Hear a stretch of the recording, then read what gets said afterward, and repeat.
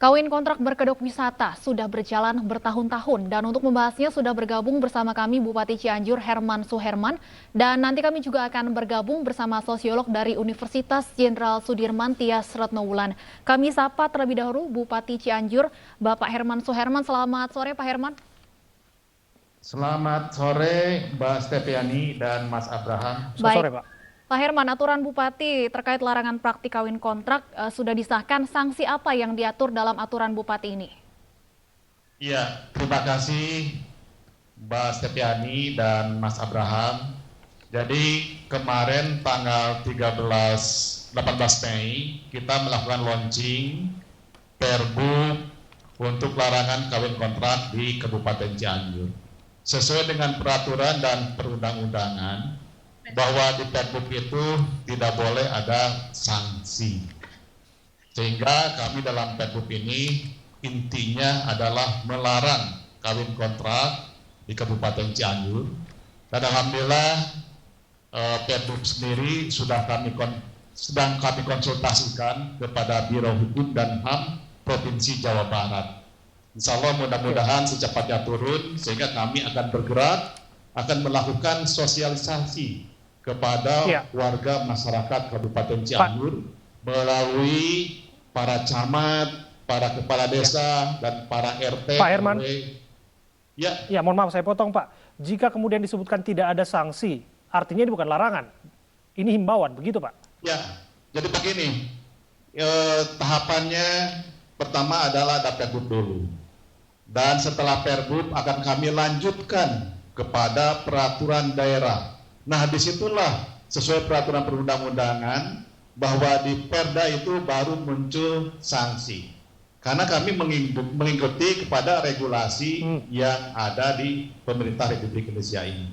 Oke, mengapa ini perlu diatur Pak? Soal kawin kontrak berkedok wisata di wilayah Cianjur, apa yang menjadi desakan?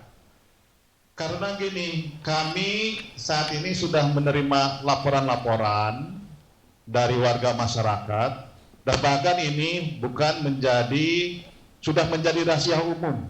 Semua tahu bahwa di tempat wisata di Kabupaten Cianjur ini sudah banyak korban-korban yang dilakukan kawin kontrak oleh terutama wisatawan dari luar negeri yang datang ke Kabupaten Cianjur. Kalau Anda sebutkan sebagai korban ini artinya apakah ada pemaksaan, Pak? Iya, awalnya mungkin banyak orang-orang yang ke Cianjur ingin menikmati suasananya dan kemudian juga tidak sedikit yang melakukan kawin kontrak.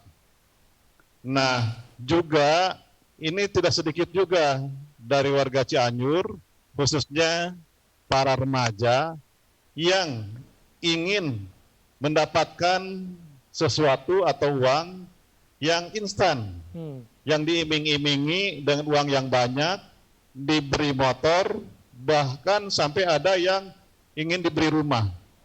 Tapi kenyataannya pada saat selesai berkawin kontrak, motornya dibawa lagi, dan mau rumahnya juga tidak diberikan. Bahkan banyak korban di Kabupaten Cianjur yang pada saat selesai kawin kontrak, istri tersebut terjadi hamil.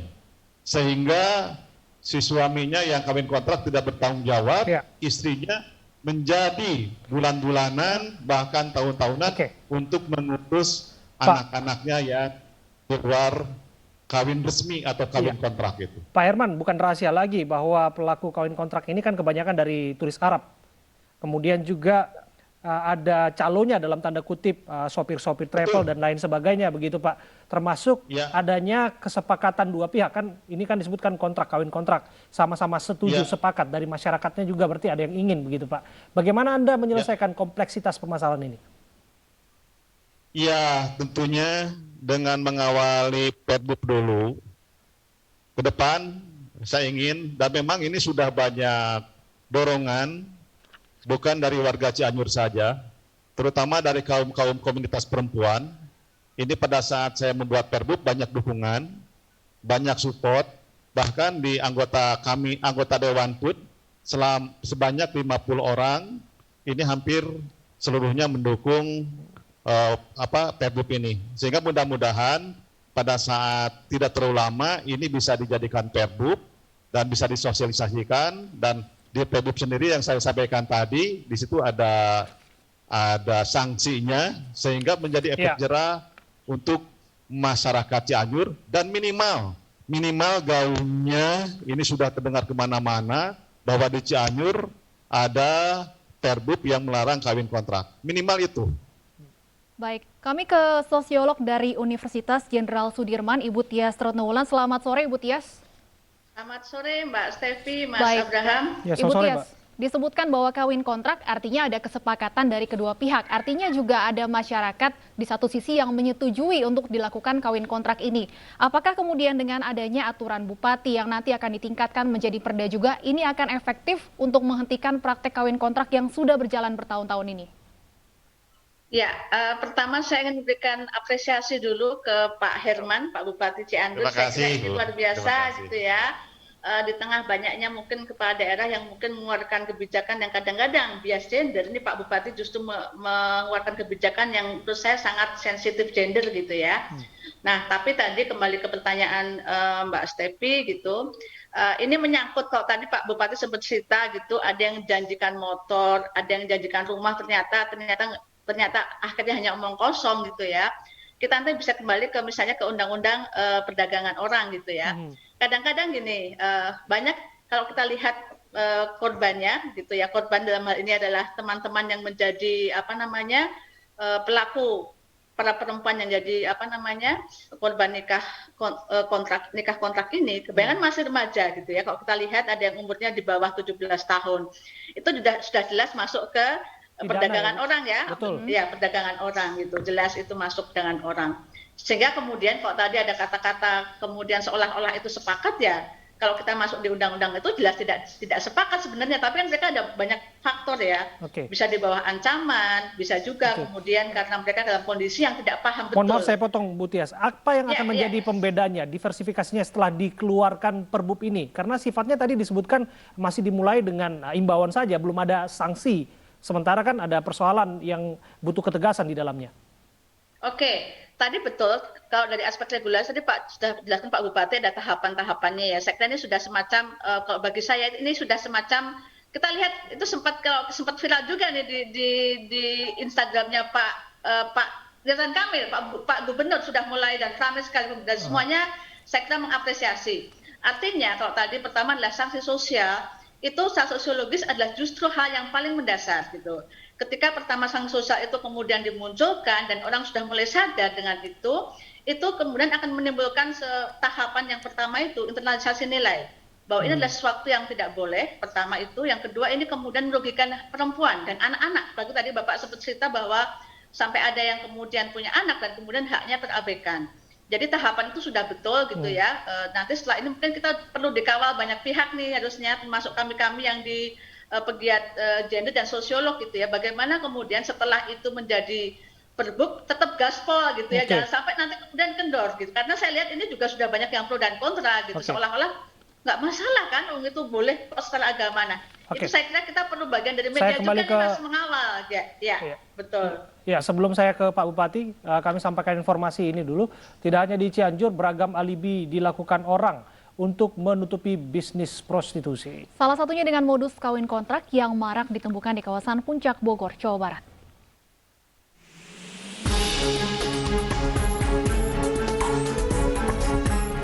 Praktik prostitusi berkedok kawin kontrak kerap terjadi. Februari tahun lalu, Barreskrim Polri menangkap 5 tersangka muncikari dan 10 korban perdagangan manusia dengan modus kawin kontrak di Puncak Bogor, Jawa Barat. Pengungkapan kasus ini berawal dari unggahan video di media sosial yang menawarkan adanya wisata halal seks di Puncak Bogor. Dari hasil pemeriksaan, para tersangka ternyata sudah melakukan aksinya sejak tahun 2015. Pelanggannya adalah warga negara asing yang berkunjung ke Indonesia. Para tersangka dikenakan pasal pemberantasan tindak pidana penjualan orang dengan hukuman maksimal 15 tahun penjara. Akhir tahun 2019, Satuan Reserse Kriminal Unit Perempuan dan Anak Polres Bogor, Jawa Barat juga berhasil menangkap 4 muncikari kawin kontrak di kawasan Puncak. 4 muncikari ditangkap di 2 tempat berbeda. Modus para pelaku menawarkan jasa prostitusi pada warga negara asing, terutama dari Timur Tengah yang datang ke kawasan Puncak. Tim Liputan iNews melaporkan. Kembali kami lanjutkan dialog. Saya ingin kembali ke Ibu Tias, sosiolog dari Universitas Jenderal Sudirman. Ibu Tias, kalau kita lihat kan kawin kontrak ini sudah bertahun-tahun praktiknya terjadi dan salah satunya juga ada faktor kebutuhan ekonomi di sana. Bagaimana kemudian pemerintah harus menyikapi kompleksitas dari masalah ini? Ya, ini saya kira memang jadi PR selanjutnya Pak Bupati gitu ya, karena kalau kita lihat beberapa sebelumnya, saya kira Gang Doli sudah pernah gitu melakukan juga yang sama gitu ya, Bu Risma kemudian melakukan kebijakan bagaimana upaya pemberdayaan ekonomi dari teman-teman di di kawasan itu.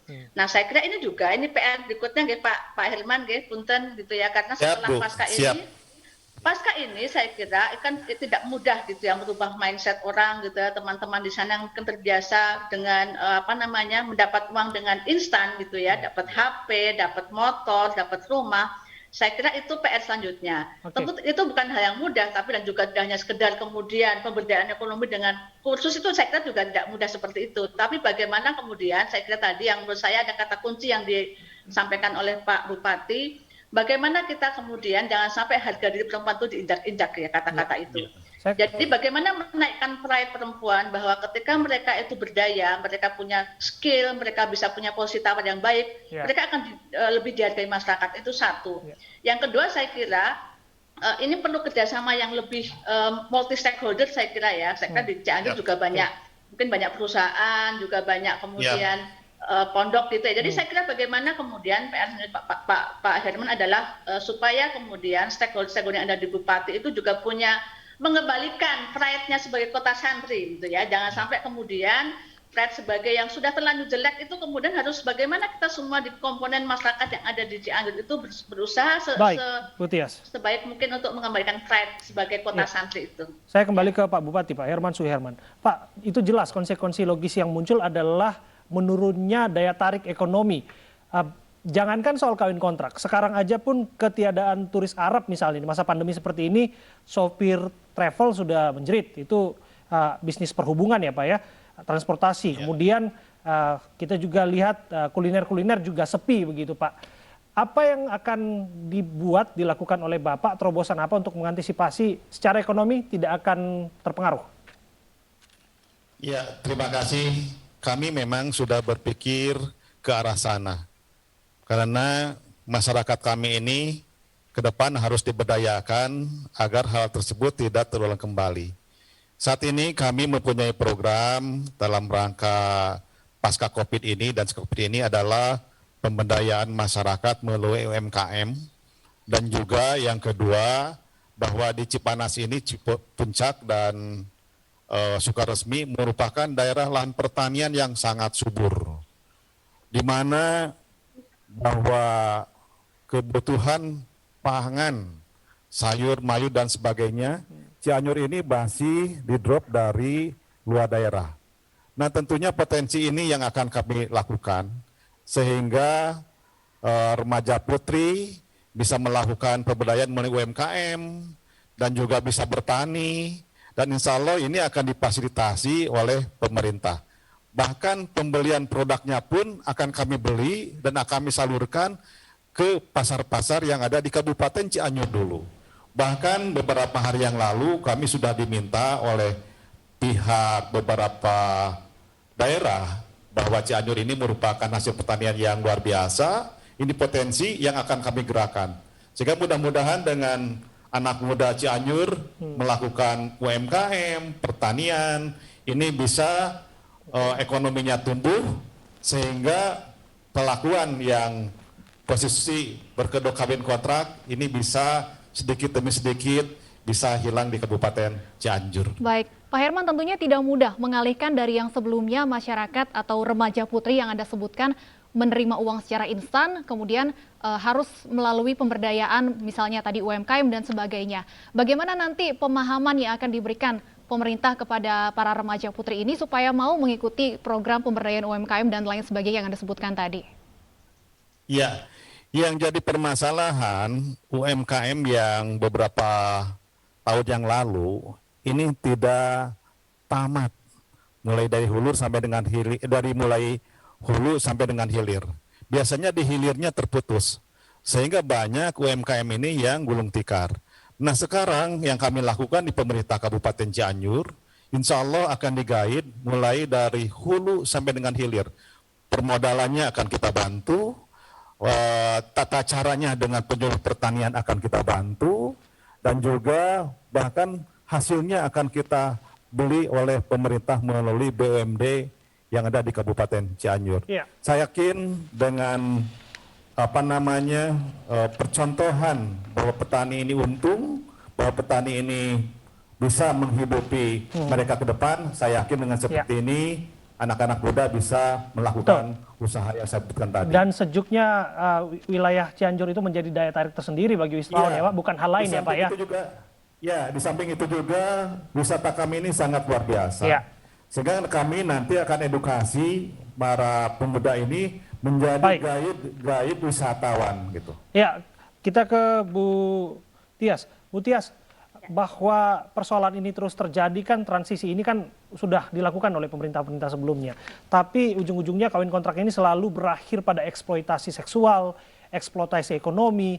Kira-kira apa penyebabnya? Jangan-jangan bukan hanya persoalan ekonomi, jangan-jangan ini sudah jadi lifestyle di sana. Ya, terima kasih Mas Abraham. Ya, terkait dengan lifestyle memang kalau kita lihat secara sejarah gitu ya, prostitusi itu kan setua manusia itu sendiri gitu ya. Cuma yang membedakan di sini adalah prostitusinya dalam tanda petik seolah-olah kemudian syar'i gitu ya, prostitusi yang syar'i. Nah, tapi saya kira sekarang kita juga dapat momen yang bagus pada era ini gitu. Karena segala sesuatu sekarang itu kan sangat gampang diviralkan, baik yang negatif ataupun yang positif. Dan tadi saya lihat ketika ada sekian belas ribu yang sudah berkomentar di Instagramnya Pak Ridwan Kamil, saya kira itu bentuk apresiasi yang positif dengan apa yang dilakukan ini gitu. Saya kira nanti ketika viral yang positif itu akan kemudian diikuti oleh banyak orang dan kemudian ada banyak kalau saya menyebutnya sebagai kontrol sosialnya ya, yang memata-matai gitu ya, memata-matai termasuk ikut merawat, saya kira merawat apa yang dilakukan oleh Pak Herman dan teman-teman di Cianjur. Saya kira itu akan menjadi sebuah kekuatan yang luar biasa ke depan gitu. Dan itu akan ini artinya kita ambil momen ini gitu ya. Memang kalau kita bilang prostitusi sekarang tetap viral, tapi saya kira dengan momen ini saya kira diambil segi positifnya, bahwa hal yang positif ini bisa jadi kekuatan gitu. Kita tunggu perkembangan positif yang dimaksud dari terobosan aturan ini. Terima kasih Bu Tias Retnowulan, sosiolog dari Universitas Jenderal Sudirman, dan juga Bupati Cianjur Pak Herman Suherman.